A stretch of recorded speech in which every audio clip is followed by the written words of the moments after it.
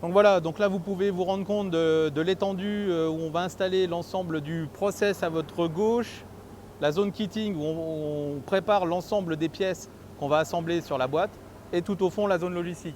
Dans cet entrepôt d'ici la fin d'année, l'agitation que l'on retrouve d'ailleurs juste à côté aura remplacé le vide ambiant.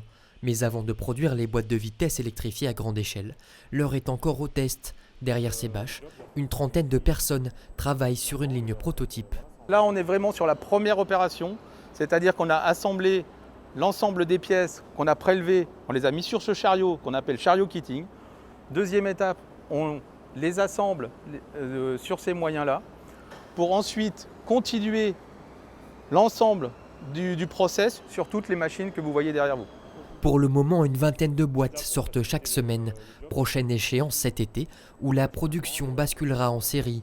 Pour David Quesnel et ses 25 ans d'ancienneté, par rapport aux boîtes dites classiques, ces nouvelles lignes demanderont davantage de discipline. Le niveau d'exigence a fortement augmenté, puisqu'il faut dans un même produit y intégrer toutes les technologies, boîte auto, boîte classique et moteur électrique, avec un niveau de compétence dans différents domaines que je viens de citer, sur un seul produit. Donc exigence nettement plus forte sur ce produit par rapport au produit précédent. En tout, Stellantis débourse 62 millions pour l'installation de ce process ici à Metz, un investissement indispensable pour le groupe, qui se veut à terme être le leader du marché des véhicules à faible émission. On est en train de vivre quelque chose qui ressemble quasiment à ce que l'industrie automobile a vécu quand elle est née en réalité. En termes d'emploi, le constructeur n'envisage pas de restructuration à moyen terme, mais tout l'inverse, avec une augmentation de l'offre. De quoi conforter sa position de plus gros employeurs privés de la région.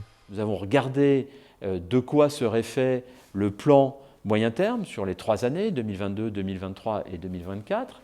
Et on voit que, effectivement, sur cette période de temps-là, nous n'aurons pas de difficultés en termes d'emploi, si ce n'est peut-être de trouver suffisamment de monde pour faire les volumes que nous avons à faire. Et c'est d'ailleurs la problématique à laquelle on est confronté à l'heure où on se parle. Donc c'est plutôt positif. Pour l'instant, le groupe n'est qu'aux prémices de cette immense transformation.